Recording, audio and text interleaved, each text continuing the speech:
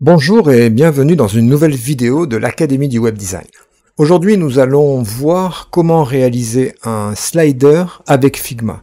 Nous allons essayer de trouver la méthode la plus simple pour réaliser cet exemple-là, à savoir un slider que l'on peut prendre avec la souris ou avec le doigt sur téléphone et que l'on peut amener vers une deuxième position. Et vous voyez, on peut également appliquer sur le fond un effet, donc ça va être particulièrement intéressant car c'est un élément d'interface qu'on va utiliser très souvent en web design. C'est parti. Alors on se retrouve sur le plan de travail de Figma. Je n'ai pour l'instant aucun élément à l'affichage. Je vais donc commencer par créer un frame. Donc en cliquant sur l'icône frame et en sélectionnant MacBook Pro 14 pouces. Voilà, j'ai un frame donc qui me permettra de prévisualiser mon travail ensuite. MacBook Pro 14 pouces, je vous répète, donc on peut éventuellement changer la hauteur du frame pour avoir un écran qui scrolle par exemple, mais je vous déconseille de toucher la largeur du frame puisque comme on est basé sur une certaine largeur, eh bien si je change la largeur de mon frame, ce ne sera plus un MacBook Pro 14 pouces, mais ça sera un autre type d'écran. Donc une fois que j'ai réalisé ceci, je vais donc construire mon slider. Alors pour construire mon slider, je vais... alors tout est envisageable. Moi je vais construire un slider relativement simple. Donc il va être composé d'un fond et il va être composé également d'un curseur. Alors je vais faire un fond et un curseur comme ceci.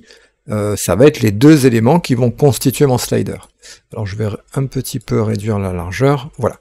Donc première étape, je construis mon slider avec deux éléments graphiques. Alors le fond, je vais lui donner une couleur. Donc, je vais mettre un fond bleu par exemple, comme ceci. Ensuite, je vais arrondir les angles avec ici le corner radius. Donc je vais mettre 16 pixels, voilà, pour avoir les bords arrondis. Et ensuite, je vais venir positionner l'outil de sélection du slider par-dessus, avec un fil, c'est-à-dire une couleur de remplissage à blanc. Et je vais également appliquer un effet sur le bouton qui va être un drop shadow, c'est-à-dire une ombre portée. Voilà, donc là ça me convient. Là vous avez ici les paramètres de l'ombre portée qui vous permettent de décaler vers la gauche, la droite, le haut ou le bas. Là ici c'est l'opacité de votre ombre portée. Donc, je vais la porter à 30. Et ensuite vous avez spread et blur qui agissent sur le flou et sur la dispersion de votre ombre portée. Donc là je vais laisser comme ceci et je vais redescendre à 25%, ça sera mieux. Voilà, donc là globalement j'ai mon bouton de slider et j'ai mon slider. Donc je vais positionner le slider à sa position de départ et l'idée c'est de pouvoir faire varier sa position jusqu'à sa position d'arrivée. Une fois que j'ai fait ça, je vais sélectionner mes deux éléments à l'écran et je vais créer à partir de ça un composant. Donc avec le bouton en haut, Create Component, créer un composant, je vais cliquer dessus. Alors vous voyez maintenant qu'il a pris l'icône d'un composant, c'est les quatre petits triangles qui sont en violet dans mes layers, mes calques. Je reclique sur mon composant et maintenant je vais ajouter un variant, c'est-à-dire que je vais ajouter un état à mon composant. Alors là pour l'instant j'ai l'état que je vais appeler état initial et je vais ajouter un deuxième état. Alors on peut l'ajouter avec une propriété ici en cliquant dessus et en allant sur variant, ou alors on peut très bien également cliquer directement en haut de l'interface sur ajouter un variant, ce qui va ajouter un variant à mon composant. Donc je pourrais l'appeler par exemple propriété finale, et le premier état, je l'appellerai défaut, je vais le laisser comme ceci. Donc l'idée c'est sur ce deuxième variant, donc final, de venir positionner les éléments comme ils doivent se trouver au maximum de leur interaction. Or, en l'occurrence, si je prends l'ellipse ici, eh bien je vais la positionner dans sa position finale. Voilà, donc j'ai finalement dans mon composant deux états, un premier état défaut qui est un état initial, et un deuxième état final, qui est l'état final. En même temps, je peux par exemple changer la couleur du fond de mon état final en sélectionnant le rectangle, et en allant dans les couleurs, mettre par exemple une couleur rouge. Voilà, donc là j'ai donc deux états, avec des couleurs différentes pour le fond de mon slider. Une fois que c'est fait, il me reste maintenant à expliquer à Figma comment passer d'un état à l'autre. Or, l'idée, c'est de faire un drag sur le bouton du slider. Donc, je vais passer dans l'onglet prototype, ici. Je vais sélectionner dans l'état par défaut mon ellipse, hein, c'est-à-dire le bouton, et en survolant le bouton, il m'apparaît un cercle bleu cyan, avec un plus à l'intérieur, qui correspond finalement à l'endroit où je vais affecter une action.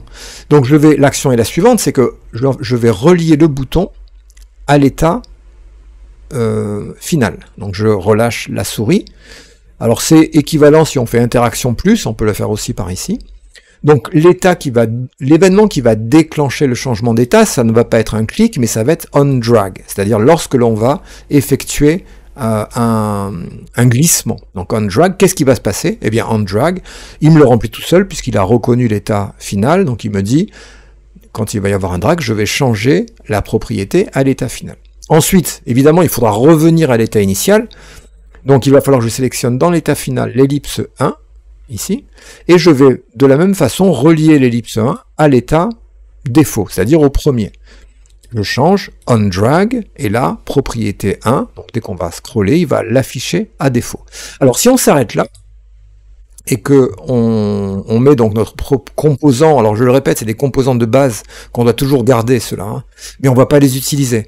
On va utiliser dans Assets des instances de ce composant. C'est finalement des pointeurs vers le composant de base. Il a toutes ses caractéristiques, ce n'est pas une copie, c'est simplement une instance. Je peux en mettre d'ailleurs autant que je veux, il n'y a pas de souci. On pourra même voir qu'on pourra les personnaliser différemment les uns et les autres, il n'y a aucun problème non plus. C'est la souplesse de Figma qui permet de faire ça. Donc une fois que j'ai mis mon slider à l'écran, si je veux tester ce que ça donne, eh bien je vais sélectionner mon frame MacBook Pro 14 pouces 1 et je vais lancer la prévisualisation. Alors, donc il m'a bien mis l'état par défaut, et si je commence à vouloir attraper le bouton et le glisser vers la droite, voilà. Donc là, vous voyez, ça marche très bien. Il passe d'un état à l'autre en changeant à la fois l'emplacement du bouton ou drag et la couleur du fond de mon slider. Donc vous voyez, c'est quelque chose qui est très simple à faire. Si j'ai ensuite besoin d'avoir d'autres types de sliders de la sorte, mais que je souhaite par exemple changer les couleurs sur d'autres sliders, eh bien je peux quand même prendre une instance, donc une instance de mon composant principal qui a un fond bleu dans l'état de défaut et un fond rouge dans l'état au survol, mais finalement rien ne m'empêche, grâce à ces propriétés locales, de venir dans ce composant ici, et bien par exemple modifier la couleur du fond. Donc je peux le passer par exemple en violet, et lorsque je vais prévisualiser mes opérations, il va passer de violet à rouge, et de bleu à rouge. Donc toutes ces modifications sont des transformations locales, hein. Évidemment, si je veux modifier également la couleur de mon bouton ici, je peux la modifier, ça ne va pas remettre en question l'ensemble des propriétés qui sont héritées du composant mère en fait, hein, de l'état mère qui est finalement ce qu'on a mis ici. Chaque fois que je vais produire des modifications là-dedans, alors vous allez le voir, hein, si je prends dans ce composant mère, je modifie la taille de l'ellipse, vous allez voir que partout cette taille va être modifiée, hein, puisqu'après tout, ils partagent tous les propriétés par défaut du composant mère, sauf lorsqu'on les surcharge. C'est-à-dire que si, dans le composant mère, je change la couleur de fil, ici, eh bien vous voyez, ça ne change pas le deuxième slider, car ce deuxième slider possède un attribut local qui est la couleur de fond qui est différente. Donc ça, c'est particulièrement intéressant, parce que ça va nous permettre de réutiliser des composants de même nature, mais qui vont nous proposer des états différents. Voilà, donc cette vidéo a pour but de vous montrer que pour être à l'aise avec Figma, il faut s'entraîner. Donc je vous conseille de vous entraîner, c'est comme ça qu'on s'améliore.